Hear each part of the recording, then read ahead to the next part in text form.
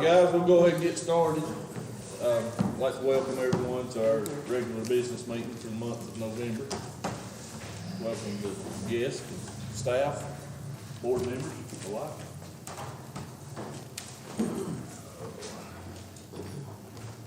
We'll go ahead and get started with the adoption of the agenda. Everybody have a chance to look over that. Motion to adopt, Mr. Mayor. Yes. Denise said, all in favor? All right, public comment. Mr. Danny McIntosh, let's talk about history. Good evening, Mr. Mayor, council, town staff. Tonight, I'm just gonna tell you a story. Chief, where's the timepiece? I wasn't here, so you're on the calendar If system. I had time, I'd tell two stories, but I'm just gonna tell one.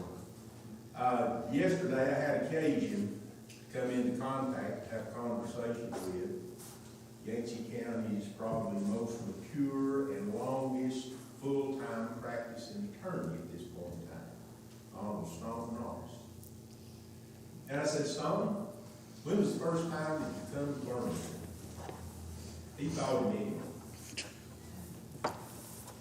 He said 1962. He said, I got to the town square.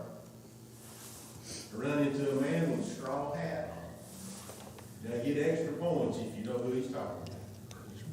I won't answer. E.L. Briggs. E.L. Exactly. Briggs. So Mr. E.L. Briggs, Ernest Briggs, we know, I mean, if y'all are not familiar, and I know a lot of you are not. Notice that the high school football stadium is named in his honor. And he was the attorney that the author Thomas Wolfe was visiting with when Thomas was said to have witnessed the murder right here on West Main Street. So that's a little bit about Ernest and Staunton. Staunton ran into him there, and he asked Staunton who he was, and Staunton told him. And he said, we've been waiting for you. Staunton said, well, how do I get to her house? And Ernest said, you go around the square, turn up that street right there. Staunton said, well, when I got to the fire tower, I figured out I had went the wrong way. Went too far. He didn't tell you about the money though, now did he? Well, we didn't get to talking any money because he said, and this was the end of this story, he said, I came back to the town square to the phone booth and I called her and got directions, and that was the end of that part of the story. So no, Heather, I don't know about the money. Ernest offered him a sum of money and said, if you're smart, you'll turn around and you'll go back from where you come from. Or you marry into this family. Ernest must have been serious if he had involved money going out of Yeah, his hand. exactly. It wasn't a whole lot. Must have been. But But anyway, we talked about some other things, but I thought that was a piece of history worth repeating here tonight. And in the same line with that, along with that family, I just happened to run up on this stuff this week. And the May 24th edition of the Yancey Record has a story that reports that Jimmy Ray, and a lot of you know Jimmy Ray from Heritage Building Supply, that summer, 1965, he was performing page services for his uncle Mark Bennett in the North Carolina General Assembly. So when you hear these names, and you look around, you think that you got a lot of history here. Heather, you've got a lot to live up to. they don't let me forget it. Even the ones that are gone. Thank you, Danny. All right, Miss Lucy Dahl, new festivals / elevator. Right, yeah. I just want to let y'all know that there is a new festival. It's going to be hopefully annual, and it's going to be sponsored by Plothound Books, and it's called, and this was Barbara Webster's idea. When she moved to Tennessee, she gave me her files on this, and Ronnie's all about it. And Dylan Wilson's going to perform, and it's May 20th, which is a Saturday, and it's National Adopt a Dog Day, so it all sort of coming together, and it's called the Thomas Wolfe Festival. So thank you for laughing. Some people aren't getting it; they think it's a competition with the literary festival. Do you need any plots to participate? Absolutely, we're going to have contests. How many you got? 14. All right. We'll fit you in. Okay, That'll be great. And we're gonna ask Bob Plott to come too. You've met him, right? he's a good guy. Yeah, he's a great guy. And the other thing is, I am now the chair of the Carolina Mountains Literary Festival. And we're still getting feedback from this last one. And again, people are asking when the elevator will be ready to tote people upstairs for venues. Is there action We on that? actually do have a contractor that's pricing it at this point. We've not got that back yet. We haven't. But- It's been finding a contract. I mean, the Yeah, plans have we've- been done, the funding is there. We can't find anybody who's got, We've reached Yeah. out to numerous contractors and everybody's Okay. just, we're too busy to even give you a price, but we did Yeah. find someone who did say they Okay. would price it and that they could actually get to it if it's within Yeah. budget, so. All right, well, we'll just keep our fingers crossed. Thanks. hopefully, surely Thank you, by Lucy. next year, Lucy. I hope so. Thank you. Thank you, Lucy. Alrighty, consideration of minutes for the regular meeting held on October 6th. We approve the minutes of October. I'll second. All in favor?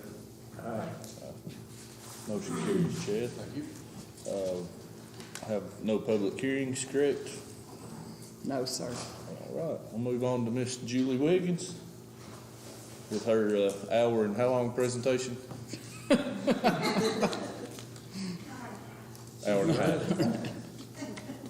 You won't be bored with her presentation. No, absolutely not. Evening, Mayor, council members. I actually do have some handouts, which will hopefully help me be a bit more succinct. I'll get to you in a minute. Thank you.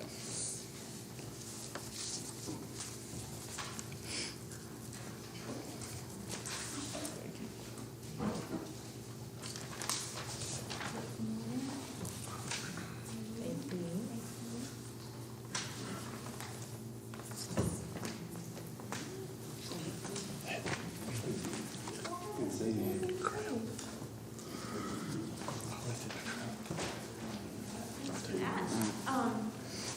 Good evening again. I'm Julie Wiggins with the High Country Council of Governments. Good to see you all. Can y'all hear me okay? Yes, ma'am. So really just wanted to give kind of a bit of an update, a little bit of an overview, but I'll try and keep it really brief because it will probably be a repeat for most of you all. But the Councils of Governments were formed in the 60s. The High Country Council of Governments was formed in 1974. So we've been around a really long time at this point. We essentially act as a cooperative or as an extension of y'all's local government, particularly with our planning department.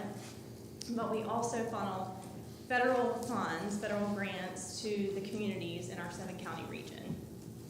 So we serve 7 counties and 19 municipalities, and that makes up the High Country region, and we're governed organizationally by a representative of each, and Councilman Wheeler sits on our executive board.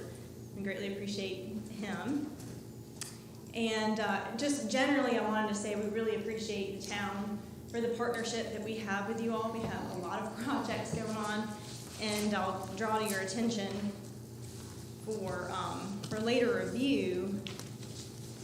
We put together a specific Burnsville overview of fairly recent, it's not necessarily on the federal fiscal year, but pretty recent projects over the last year or so that we've been able to partner with you guys on. So we just appreciate y'all working with us and reaching out, and I feel like we've had a lot of good success.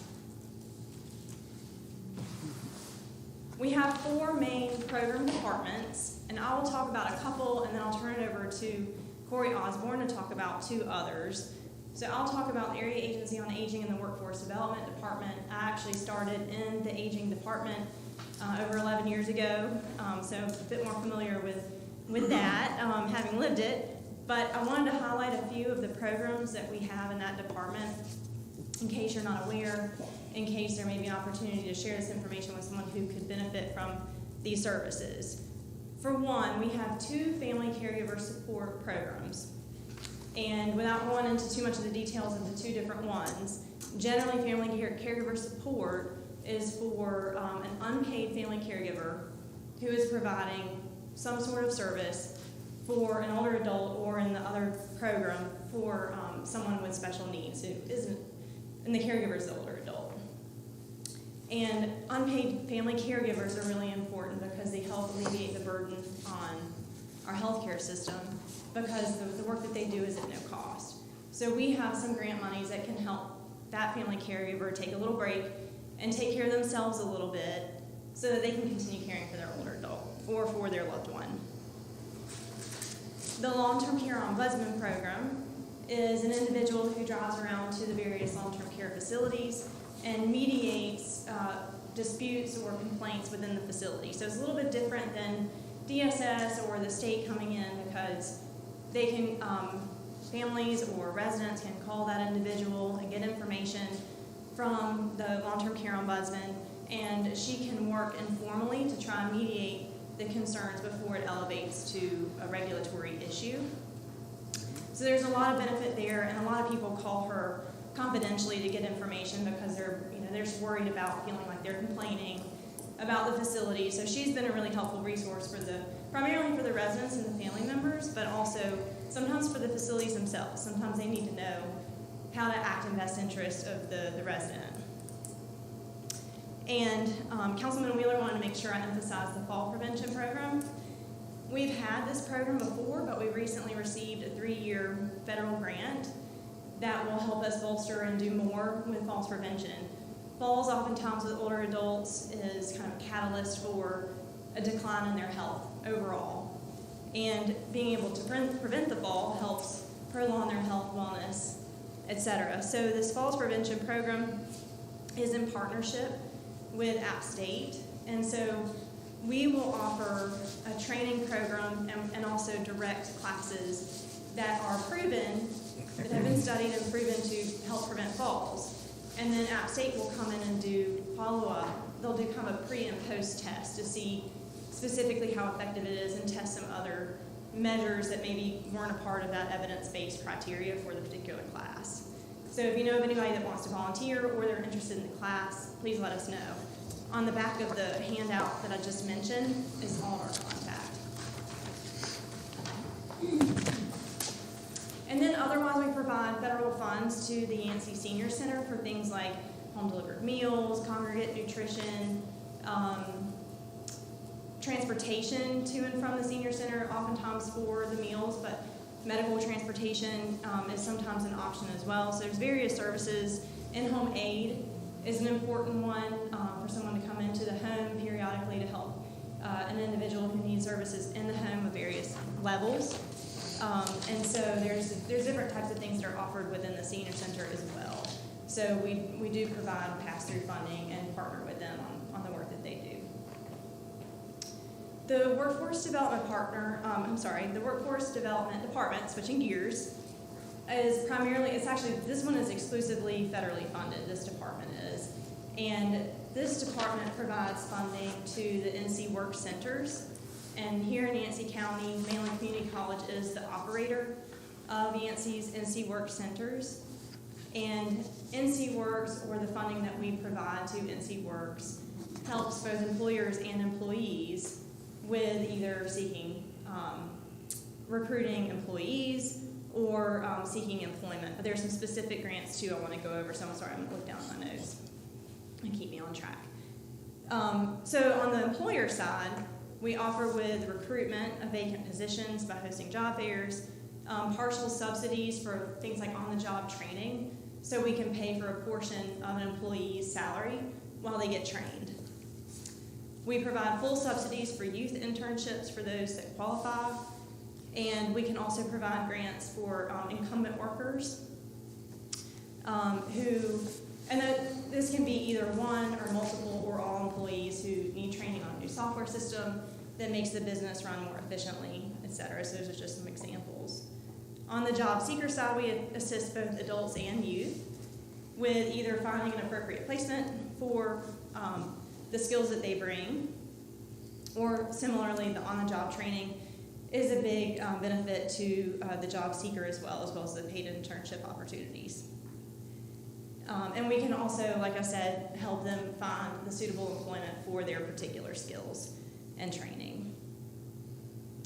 I did want to mention Mainland Community College particularly successful with the work-based learning programs that we offer, like the OJT program.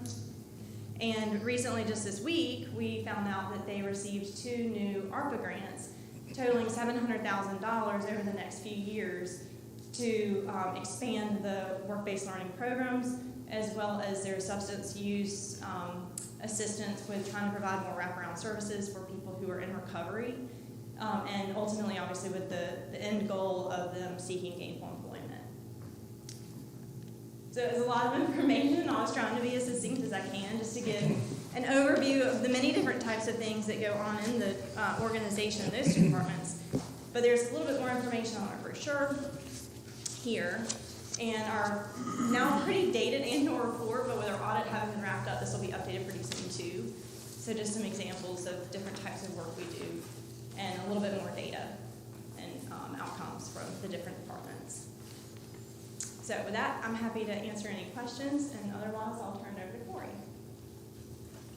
Anyone have any questions? Julie, I would like to say on behalf of the town that obviously we're blessed to have you guys. These numbers are astonishing.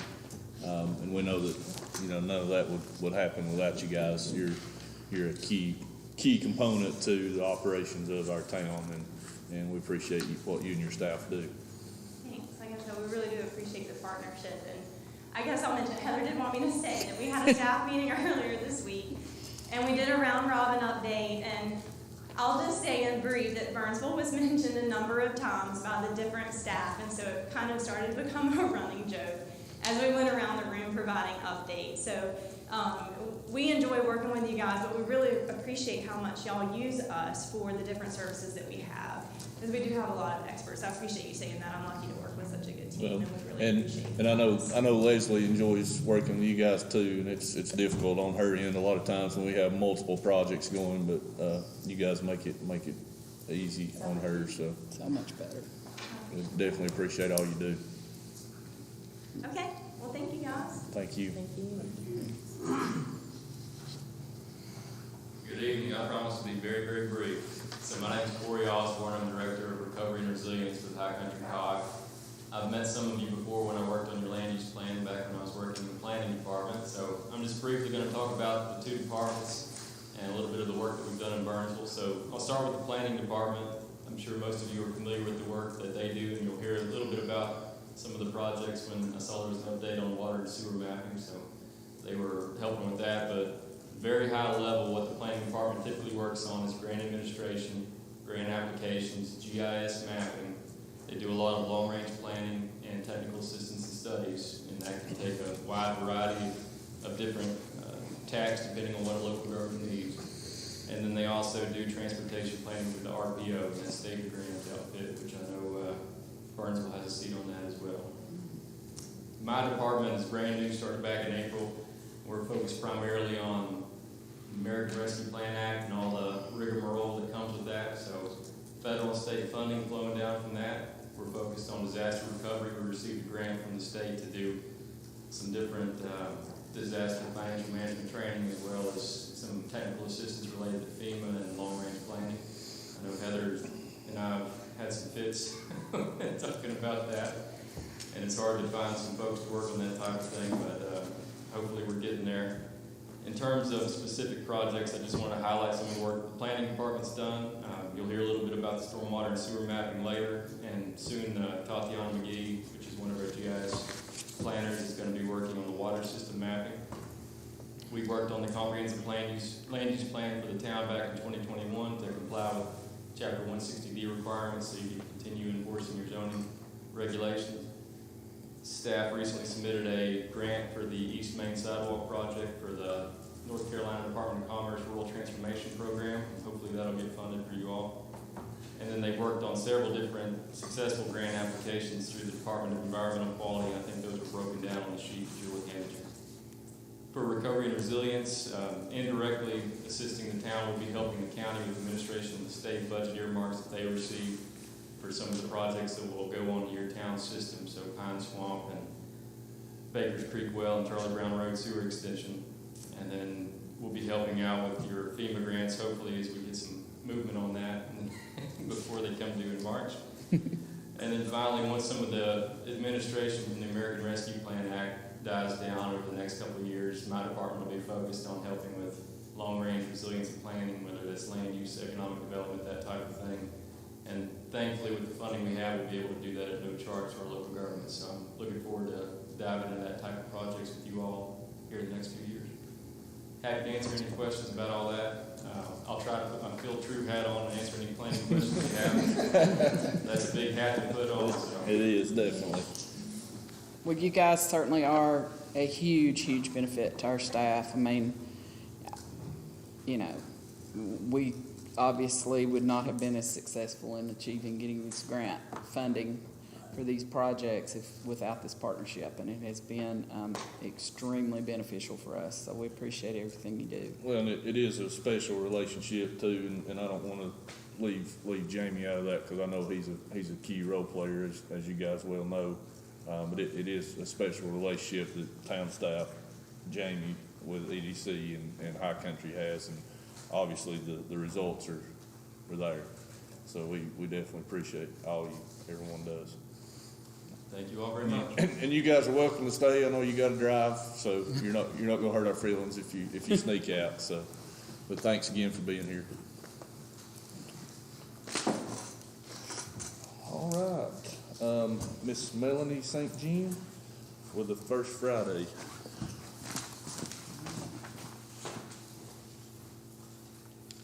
Good evening, Mayor Fox, council members, and staff. I felt it was only right to talk to you tonight and give you some information about our First Friday that took place in October and where we see the future of our First Friday event going. First of all, I'd like to thank all of the merchants in town and all of the eateries that supported the First Friday. They all stayed open late to support our event. And I heard from many of the merchants and the eateries that some of the sales that they had that night were the best that they had on Friday nights in a very, very long time.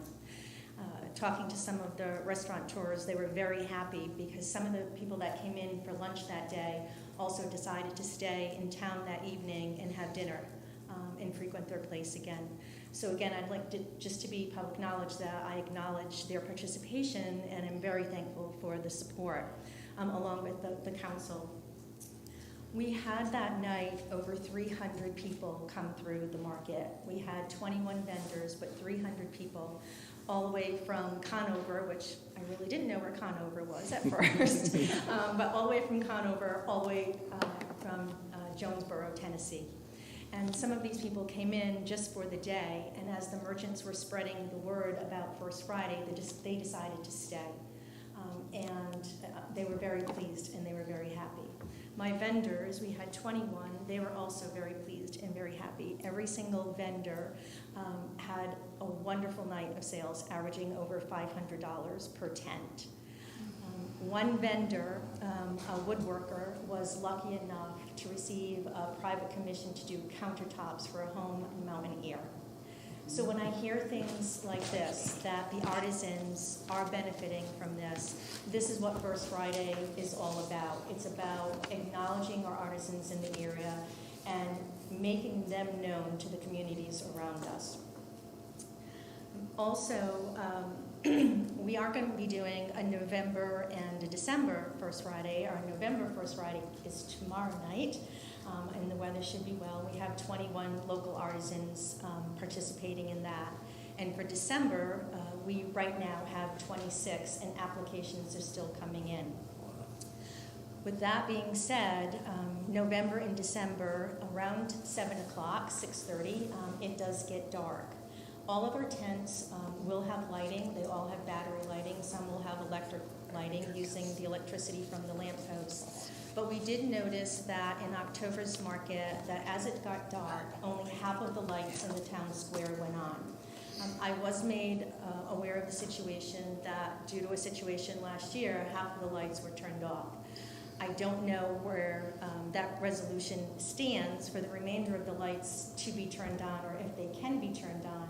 But if that is possible, one, it is for the safety of the vendors who are closing down at 8 to 8:30 at night, and it is pitch dark. And once they take their tents down and their operated lights go down, the park will be in darkness. And also for the safety and the security of the customers coming through. Right now, half of the lights does illuminate the park, but unfortunately it doesn't illuminate the park well enough, I believe. So if there is any way that between 5 and 8 o'clock for the November and December markets, if the rest of the lampposts can be turned on, we would greatly appreciate that. The other thing is, as I started doing the first Friday, all of the expenses are coming out of the vendor fees. We are charging the vendors $40 per slot, and all of that money is going towards advertising, promotion. We are giving to a charity what is left over. The advertising expenses are extremely high. We are advertising right now only in Yancey County because that is what the budget can afford. I have since applied for a grant through the Travel and Tourism Board to help out with those expenses so that we can advertise outside of Yancey County next year. And I think by doing that, being able to advertise outside of Yancey County, more people will come into town to spend the day, to shop the merchants, and to eat at the local restaurants. So I just wanted to let you know that I am also, as a facilitator, looking for other ways to bring in tourism into the town, but we do need funds to do that. I unfortunately thought that the stage was part of the agreement for the town square, and I was made aware that there is a fee to use the stage per month.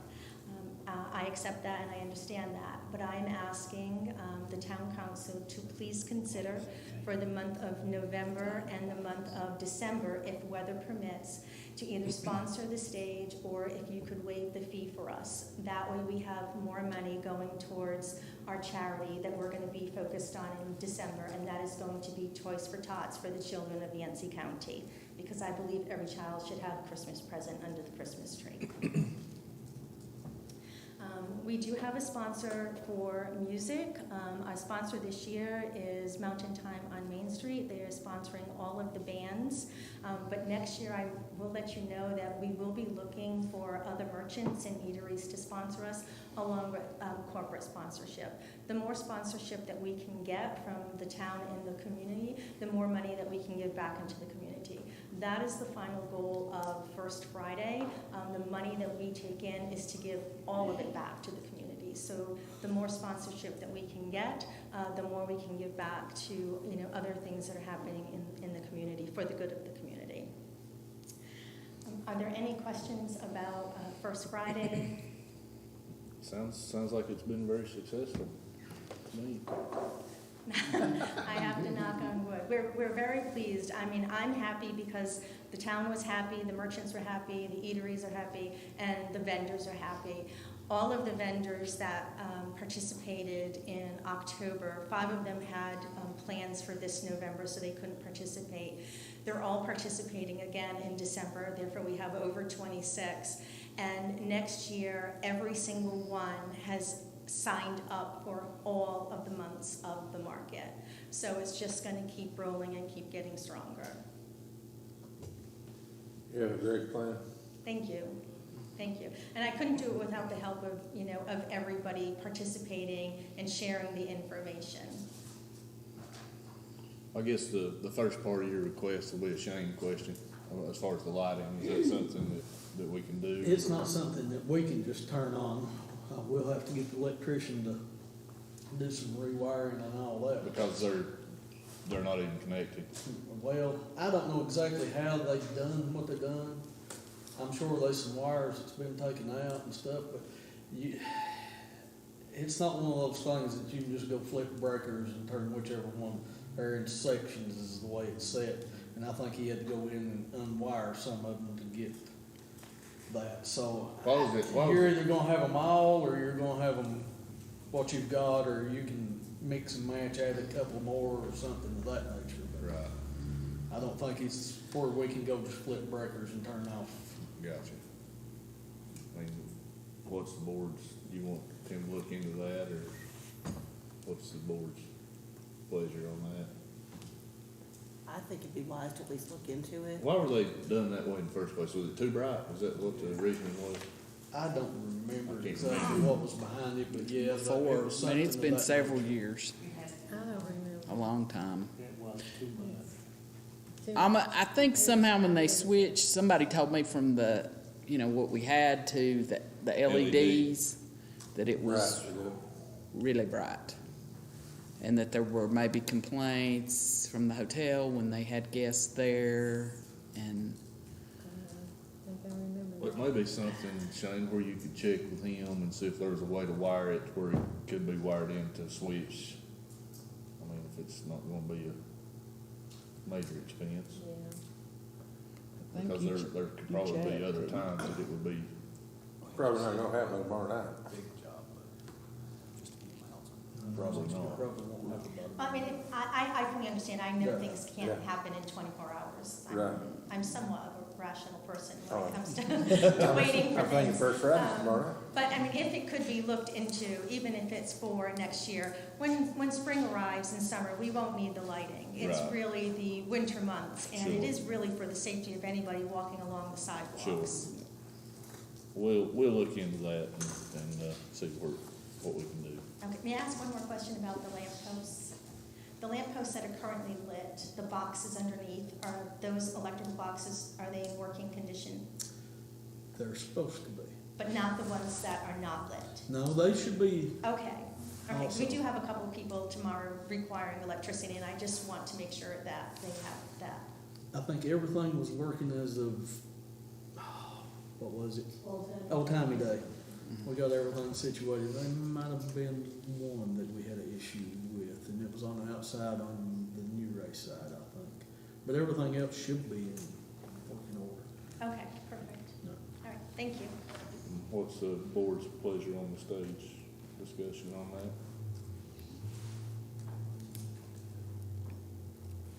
Anybody? I mean, I think if we could sponsor it, I think that'd be a nice addition.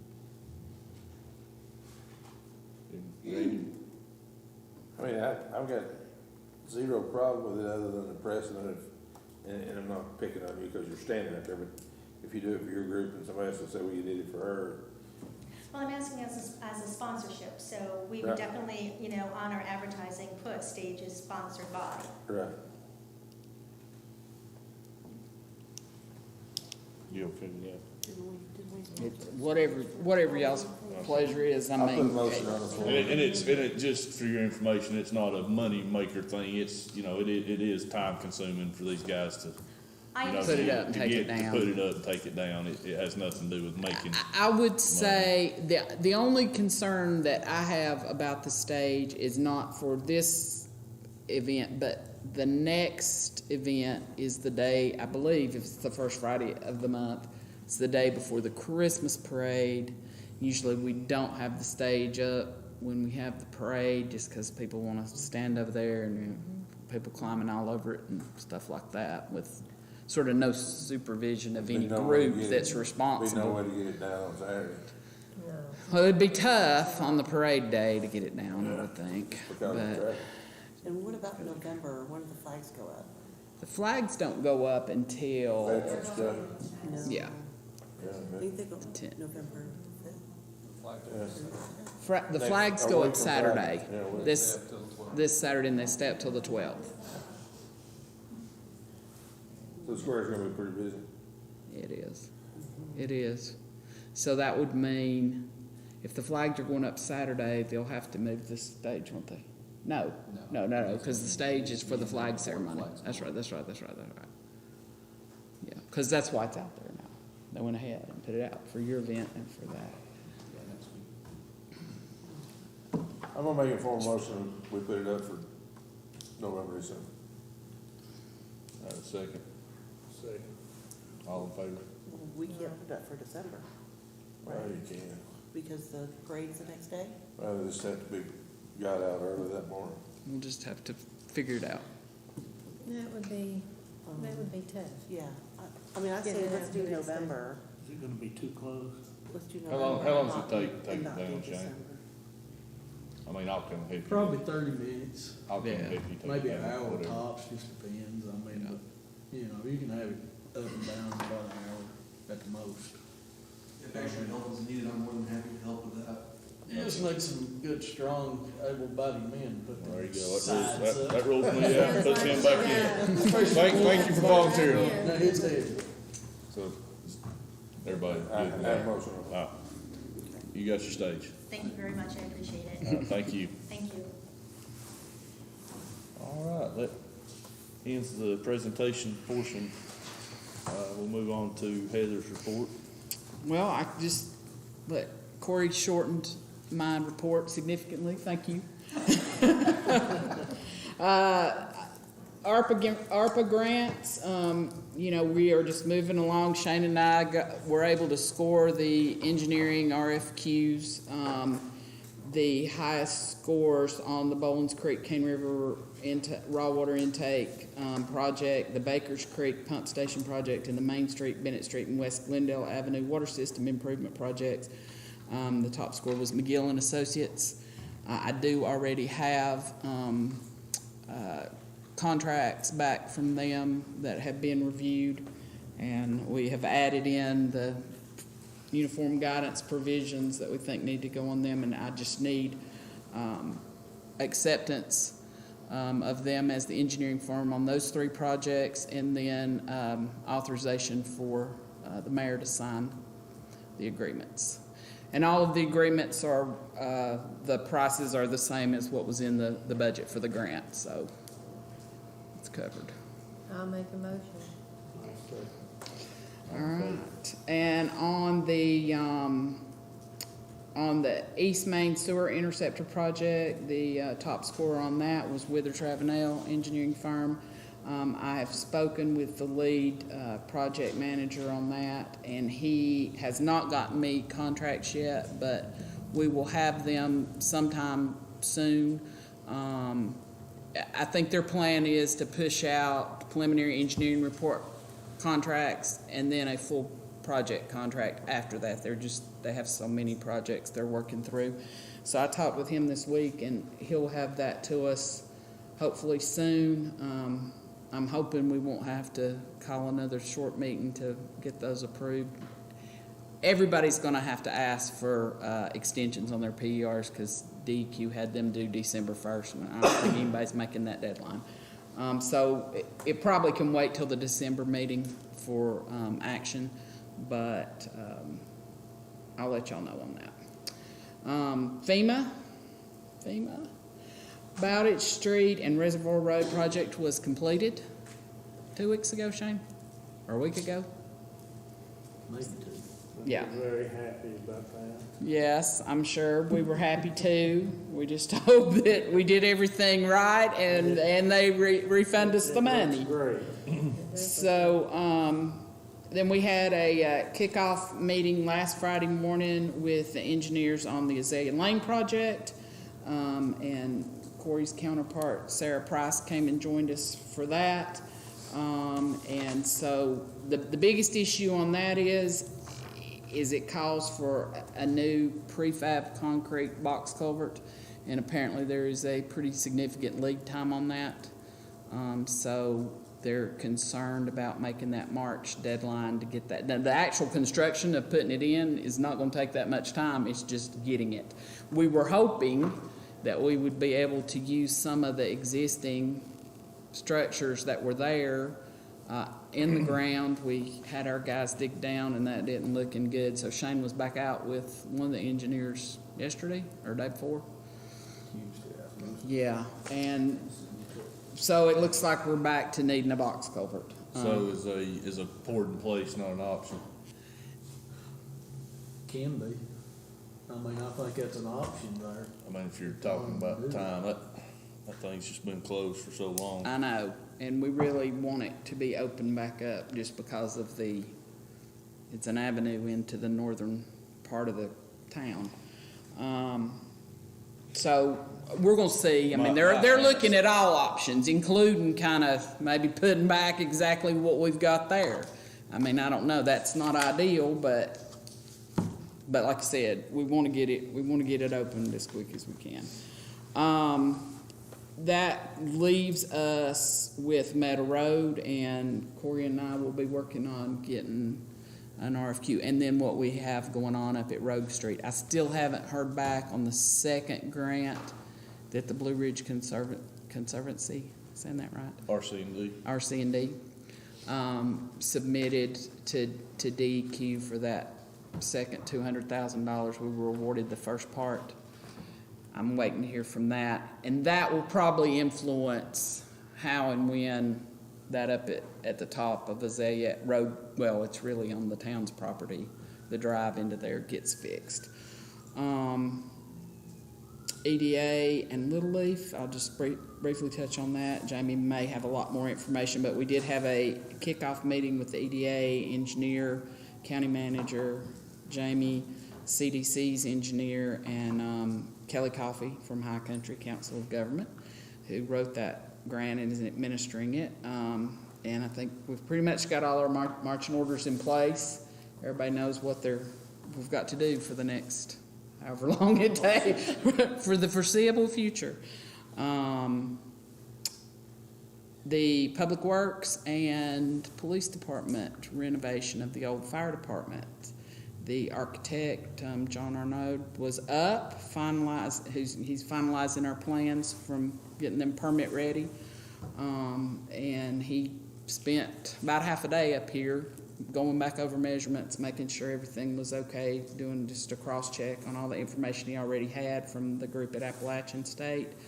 And I'll expect to have some additional information from you guys at the December meeting as he moves forward with finalizing that plan.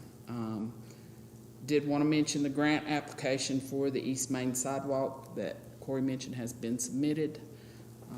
And so we're hoping that Commerce is favorable with that. And we don't know yet. We've been trying to figure out. I talked with Tatiana this morning, but we're not sure when they're making decisions, but hopefully soon.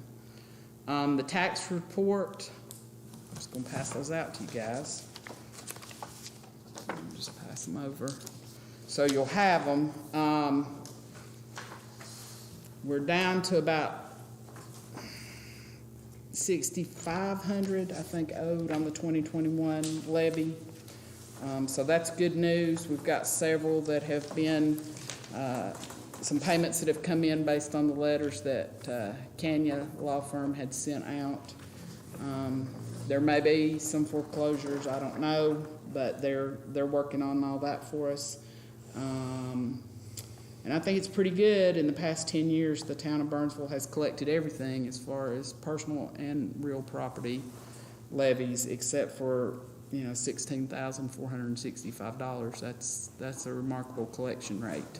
So that's to the citizens and residents and property owners here in the town, but also to our staff at Town Hall who do an excellent job on following through and following up. Some of the larger numbers that you'll see remaining, we are in constant contact with them and moving forward with either payment plans or collection processes.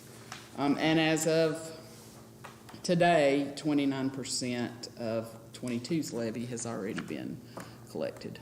So we are moving along with that. Unless y'all got any other questions, I'm done. Thank you, Heather. We'll move on to Mr. Chad. Thank you. The only item I have tonight is the electronics records, the policies and procedures to digitize records. I worked with our IT folks and this template from the State Archives that would allow us to begin the process of digitizing some records.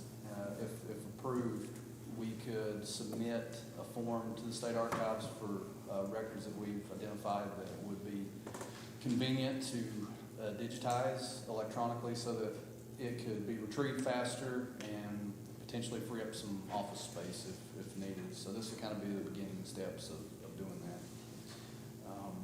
So it's got the form in it that we would submit to State Archives, and upon their approval, we could start to implement it. I'll make that motion that we approve that. I'll second it. All in favor? Thank you very much. Thank you, Chad. One question, Chad. Is the school government gonna send us certificates for completion of that? They should have certificates, and I'll also try to track down those slides, so if anyone wanted to review it, we could have those materials. I'll tell you who could tell you. Carol. That was the woman that was asking so many questions, wasn't there? Yeah, Carol could tell you. yeah, Carol could. Yeah. Thank you, Chad. Yes. All right, Mr. Shane. Thank you, Mr. Mayor. Sewer mapping update. The update that I have for it is complete now. Jessica and Tatiana was here today and brought us all kinds of maps, a couple of different map books, and me and Matthew, at this point in given time, have access to it on our phones, and we're going to work on getting a tablet for the guys to have where they can access that. I think they are supposed to be coming in the future and gonna give a presentation. I think at the December Go meeting. into a whole lot on what that looks like and everything, so they can display that. The water mapping update actually has started today. While they was here, they decided they'd go ahead and go out and start marking valves, meters, lines, and all that, so we're in the process of doing that. And as far as paving update for the, I believe it was 7 streets or 8 streets that we have one of those paved right now. They paved Bowditch yesterday. And I think they're supposed to be back in town probably one day next week to start on some more. So, there's been a few little things getting done lately. And those did come in under, a little bit under the estimate too, so.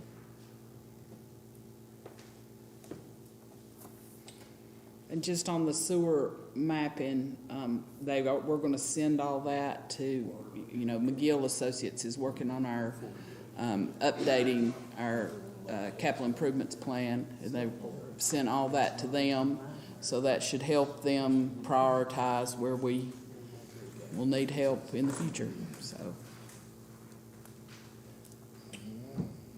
Is that all?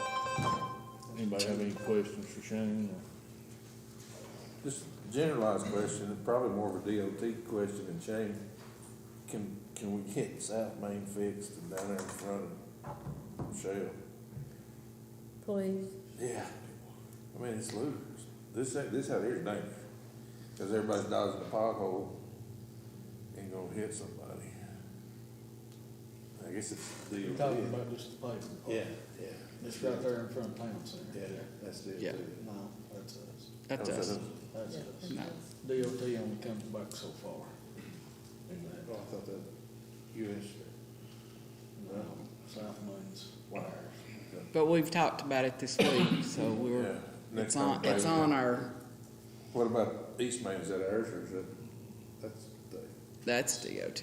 yeah, down there by the. East, west, and north are all DOT, But south, but south is not, no. a history lesson. Yep. They need pavement. Them down there at Shell, I know Judy hates it. That one, I hear we're it every fixing time we that come one. They're through supposed there. to become, take care of it. Yeah. Paving company's supposed to become, take care of it. And I'm gonna get them to knock this out too when they come. Thank you, Shane. Miss Leslie? Thank you, sir.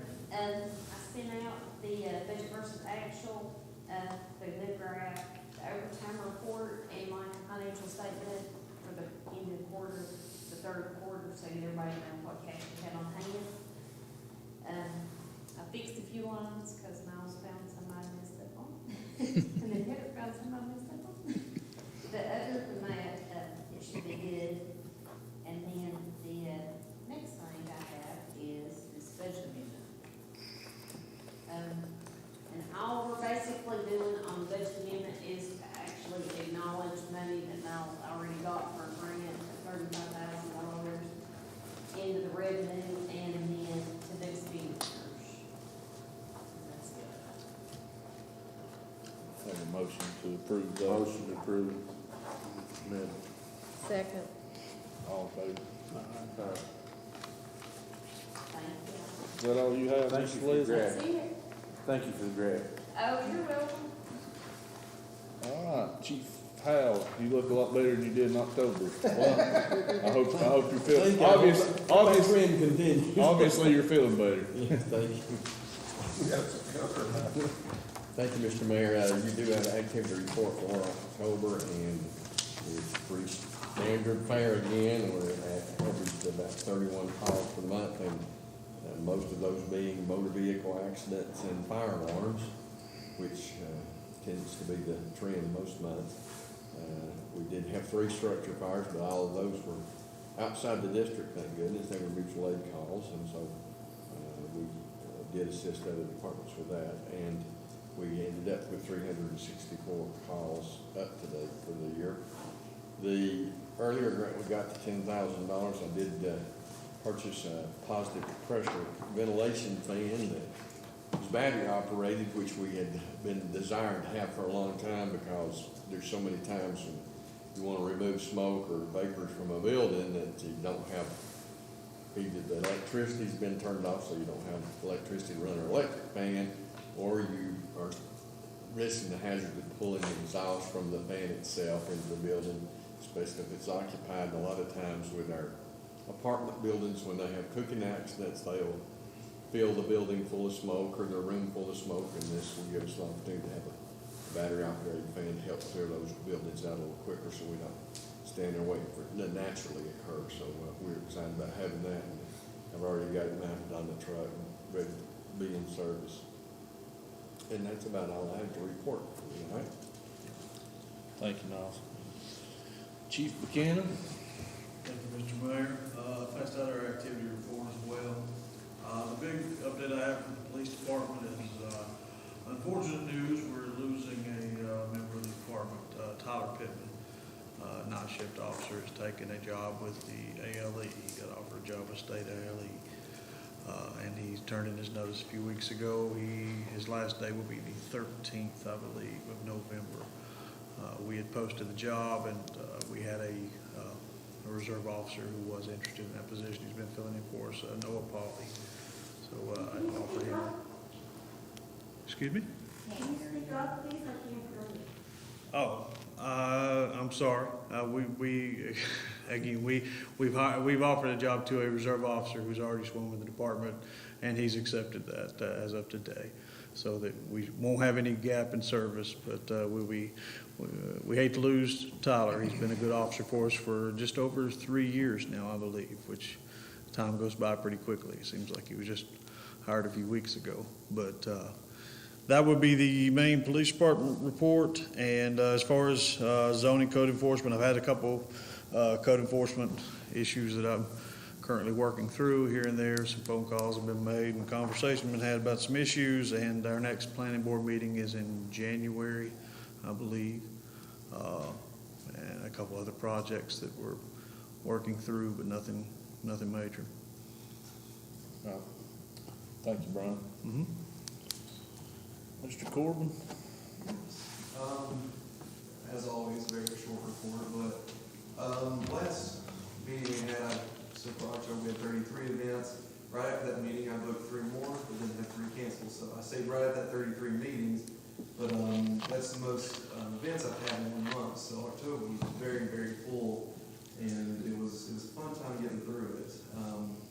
But for this month, we had 25 events, and this Saturday, we'll have the Christmas Ornament Craft Show at 9 a.m. It's Christy Edwards' show that she always puts on. And the end of the month, that day ahead, she has another, the Holly Jolly Craft Show. So those are a lot of fun, and you can come out and see them. But other than that, I don't really have anything else, but if you have any questions, I'd love to answer them. Anybody have any questions for Corbin? No. Thank you, Corbin. Of course. Council member reports. Anybody got anything they want to report on? Judy? I have a written request, and I kind of go with what Corbin just hit on, so maybe we can make this happen. I got this written request in the mail. It says, "Dear Mr. Fox, my name is Brooklyn. I'm a citizen of Burnsville, North Carolina, and I had an idea I was talking to my parents and thought that maybe it would be a good idea for you to consider putting it, and it's very small writing, sorry, putting it out there that other citizens make an ornament if they want and put it on the town's Christmas tree. And maybe you could make a date and time that they need to have it done and have the people who put it up put the ornaments on the tree when they light it. Now, this come from it's Erica Griffith's daughter, so she's what, 10 maybe? Yeah, So, something like that, yeah. That's something that, if the council wishes, we could do that, I think. Which tree is she? I don't know. That's- We'll have to get with We Ms. may have to get a Brooklyn tree and see first, which but- tree she wants They put ornaments out on. right over here, right beside the town center, it's a fairly large tree that I know we put out. And then I have a tree that we put up in here right behind where you're sitting, that, you know, we could put a few ornaments like that on too. I don't know any other ones though. Well, there's the one at Town Hall, but It sounds Yeah. like that Corbin knows a whole lot about this, and I think that Corbin would be great at it. you're appointed. No, but I mean, if, Well, I think that's a neat idea. yeah, I mean, I think coming from a a 10-year-old 10-year-old child, girl, I think and, that's great. I started to call her and ask her if, if she wanted to come and read it herself, but, I did tell her that I would read it to the council. Maybe you could all vote on that for me. Gosh, no. Then we make everybody mad except one. Who wants to be the judge? People work harder, they work harder. She said maybe you could vote on the best one. No. We're here to make the majority happy. Yeah, No, but, I mean, if it, they would be gorgeous, I'm sure. It'd be too hard to judge. is everybody okay with maybe Sure. put, I don't know how you would go about doing that, maybe, I mean, Corbin has some great, I will think. no, but, I mean, maybe we could put it in the paper, paper. Put it on the Paper. website. Paper. Paper's talking. Katie. Could we like maybe put that in the paper? Brooklyn, put in the paper, I got it right here. All right. You didn't write nothing.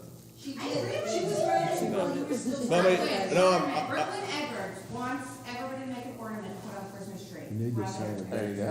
There you go. Call me out again, there wasn't I was asking if that would be, I put it in the paper, yeah. if you think that would be Yeah, a, you give me like, when's I need to turn it in and where they. we'll talk to Corbin about that, and he's gonna tell you which tree it is also. I'll put your name really in right here for it. And where the, Sure. I think maybe the tree at Town Hall would probably be best. Probably, the one Kim and Jackie put out, most people would see that. Yeah, Yeah. and in the last couple of years, it's just had Quinzettes on. Yes, they would be happy to have new decorations. And if we don't have many ornaments, have a whole then lot, we might have to we can have go two. buy some. There you go. Okay. It's gonna look good one way or the other. Anyone else have anything? Randy, anything? No, I'm good. All right, we'll move on to the last couple of things here. The advisory boards and nonprofits, ABC board. Everybody's had a chance to look over the applications for that vacancy on the board. I'm sure everybody got those applications. That's something I guess needs to be filled tonight as they're moving forward with their project, and Probably need to make a motion to recuse Bill, so that it's on the record he was. I make a motion to recuse Bill. I'll second. You're recused, you're Bill. accused, Bill. I like to. Well, I'm glad this is coming, because it's hard to do with just two. It is. Anything. You two can't agree? Well, no, we can't be in contact, or, you know. Ah, yes.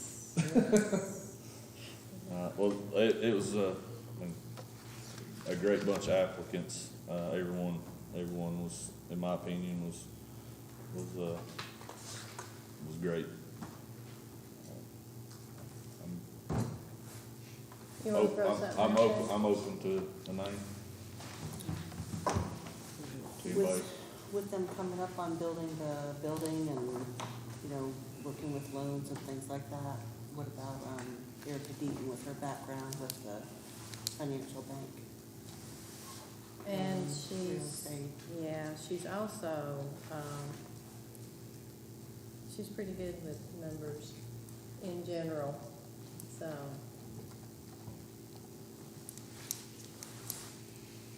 You throwing her name out there? I'm gonna throw her name out there. Randy?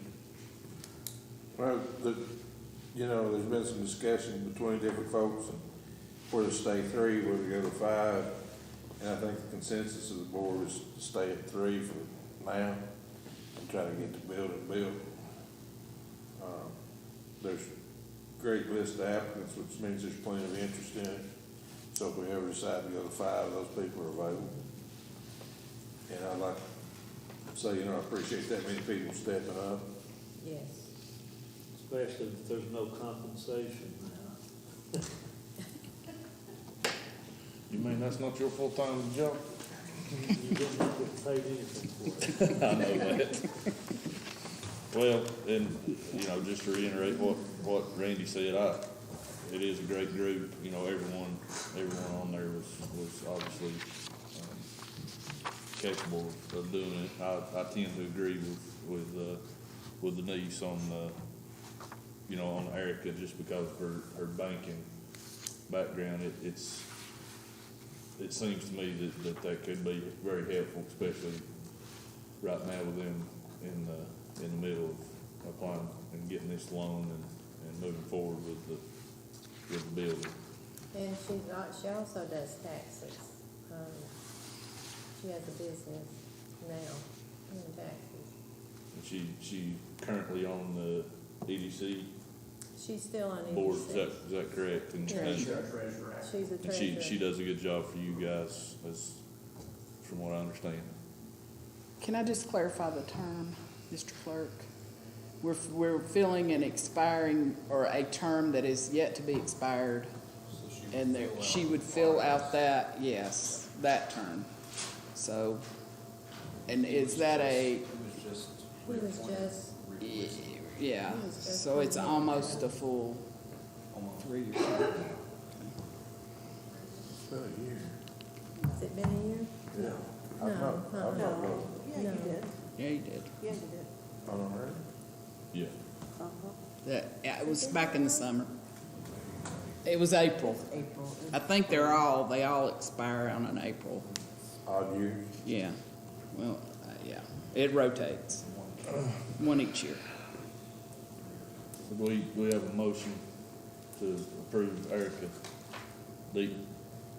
I'll make that motion. I'll second. All in favor? Motion carries. All right, the second part of that, I'll turn that over to Heather. Thanks. I think we've had a couple meetings and Heather and Leslie both spent a I'll turn it considerable over to Leslie, but we spent a lot of time amount on of this. time on this. Yeah. But I think after today's meeting, we're all in agreement that how to do this and the correct way to do it. So. We've had, obviously looking at the statutes, and we've had conversations with the ABC Commission in Raleigh, and we've had conversations with the ABC Board's auditor, Sharon Gillespie. Met with her, well, on 2 occasions now, to discuss where they're at and what they're telling us in Raleigh. So that we talked about the distributions, the statutorily required distributions, one of which is the 3.5-cent bottle tax. That cannot be waived by this board. It is a mandatory distribution, and that is what we have. That is the only thing we've ever received, and that is what we currently have in our budget. So that is not going to change. But since they are building this building and they are getting a loan, they will need our approval to open a capital improvement account to put loan proceeds in so that those proceeds are not counted as working capital. When it's all said and done and everything's been divvied up, you look at what their statutory requirements are for working capital. There's a minimum and a maximum. Anything over that maximum is supposed to come back to the town.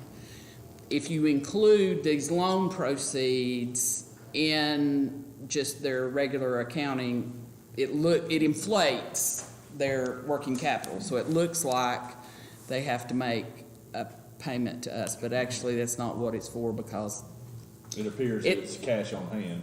yes, it appears in accounting as it's cash on hand, but it's really not, because it's going to pay for the building as the building is built. And the payouts are paid. And this is how it was explained. Am I saying this right? Y'all heard the same thing I did, I hope. But in any event,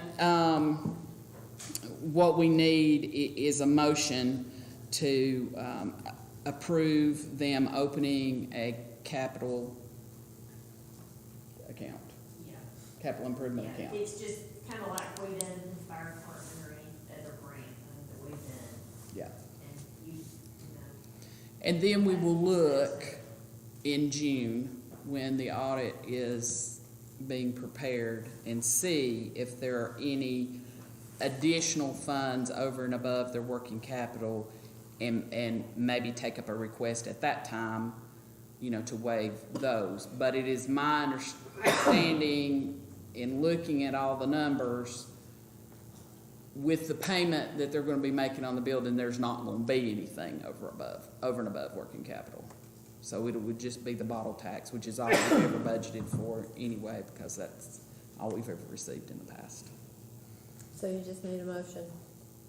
Thanks, I make it. Before we get any further than that, the rent payment versus the loan payment, are they close?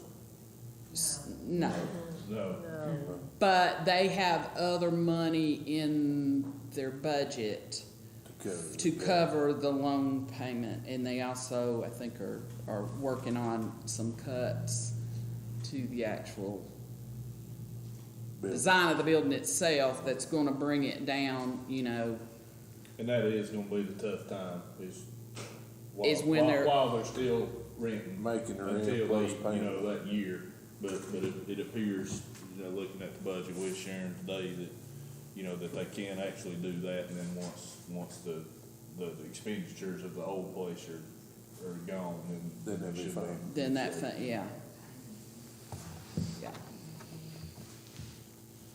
So we need to take action on that. We need to take action to approve them opening a capital improvement project. account. Account, yeah. And they will need to do, do they need to do a capital improvement, I don't know now since they don't give a you- project ordinance? Because, It's max. yeah, exactly, they don't answer But to it probably would be a same good idea organizations. for them actually to have a budget, like a capital project ordinance, kind of like we do, just have a budget of what your building thing looks like. Dave and Nick will probably have a deal. Or I'll We have lots of examples of those, right.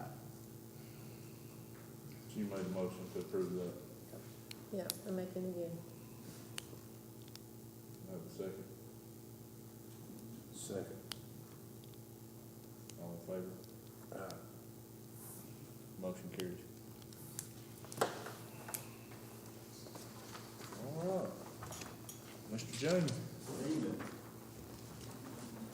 I'll be relatively quick too, and just run down some dates. As Heather mentioned, most of what we've been doing lately has been procurement and the obligation of money for projects, which, dealing with the state government, you'd think that would be super easy. No. Wrong again.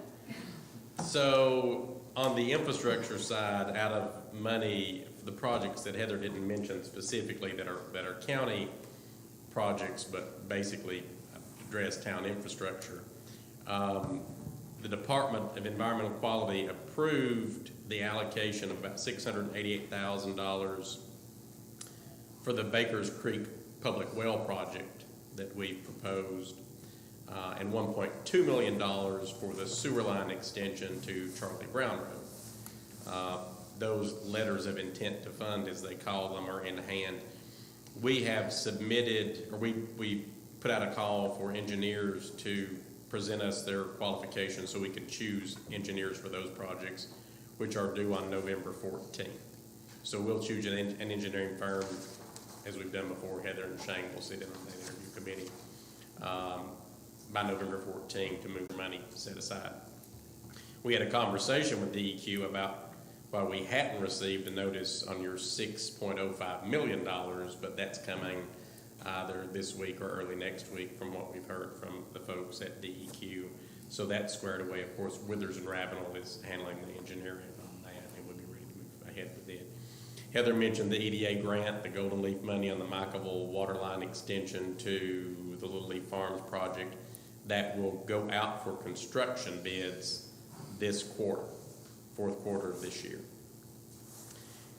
If not, by the fourth quarter of this year, first couple of weeks into January, it may be actually worth us pushing that back a little to see if the construction materials market continues to cool off a little bit. Now we're looking at 2 miles of ductile iron pipe, and you can't hardly find it. It's as scarce as hen's teeth, as they say nowadays. So pushing that out a little bit might actually give us a little breathing room and being able to get a good bid back on that project. But it's ready to go out for construction bids.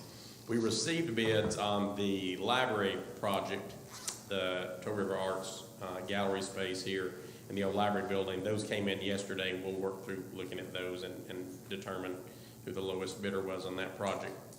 The farmers market, of course, which is another project that's of great interest. If you've driven down by there, you'll have seen the timbers that are there for the outdoor pavilion part of that project. So we'll get a contractor, hopefully fairly soon, to go ahead and erect that part of the project. The rest of the building, which is the building that fronts West Main Street, which is the condition space, the actual more expensive building, the 2-story building, we put out a request for proposals for design build for that. The university, I think they would love to finish that project, but it's just not going to happen currently with the way that the university is dealing with the structure of the IDEX lab program there. So we've amicably parted ways on that, I suppose you might say.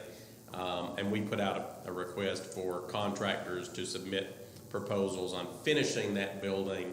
Those are due to us by the 21st of this month. And then we'll select a design builder to go ahead and move forward with completion of that construction. Hopefully that we'll already have the outdoor pavilion up sometime soon. So those are sort of the projects that we've been looking at here, mostly, like I say, infrastructure and capital projects kind of been what we've been focusing on here these last couple of months. That's all I've got, unless there are any questions for me.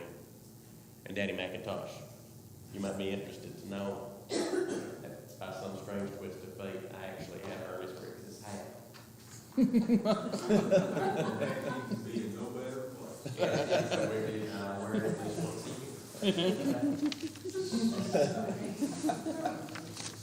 Thank you, Jamie. Miss Christie.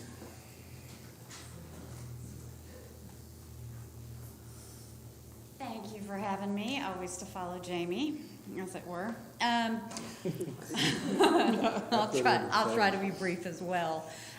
We just finished up Trick or Treat Main Street, and according to my numbers, my office saw a little under 1,500 kids, and we're estimating double that in adults out there. I will say that there was a section of the street over by the courthouse that I think that they were skipping our area, and so our kid number could be low. I'd easily say there were 6,000 people out there. So besides that, I've been working with the tourism office, doing ads. We had placements in Women's Day and Good Housekeeping for Burnsville, as well as Our State in October. And a lot of promotions going on digitally as well. And been working with other travel writers on stories about arts, hiking, travel, and holidays. We've got coming up this month a Building Outdoor Communities Program stakeholder meeting that's being facilitated by Corey and Phil True at the COG to help start us and get us ready to be grant ready as far as being able to apply for monies for outdoor infrastructure. We're gearing up for Shop Small Saturday, which is the Saturday after Black Friday, to try to promote shopping locally. The Christmas parade, which we've already heard about this evening, starts at 1 o'clock on December 3rd. So you have till 1 o'clock to get that building down, or the stage down and out of there. Merry Main Street will be December 9th. And then we've got the annual gala and silent auction for the Chamber of Commerce coming up in January. This month we've got remote worker networking at Birdfoot on November 9th, and then the business after hours will be at Hearth Glass and Gallery on November 17th. So still got lots going on, and I've seen numbers still spiking for us over leaf season, so it's been a good tourism season. So, any questions? Okay. Good, thank you. Thank you. All right, High Country, I think you got anything you need to say from High Country? You guys wanna go again? Let's stay. Let's stay. I would say one thing. Those of you that did go up to Appalachian this year, that was a treat. They put on a great banquet up there for the High Country. I talked to you a lot up there, but it was a great event. Thank y'all for what you did. Still don't have the view that you have at Lingle Ridge, Joe. I said, you still don't have the view that you have at Lingle Ridge. She's got more money in her pocket than. There you go, there you go. All right, we don't have any closed session. Next, council meeting will be December the 1st, 6 p.m. Motion to adjourn. Motion. A second. Thanks.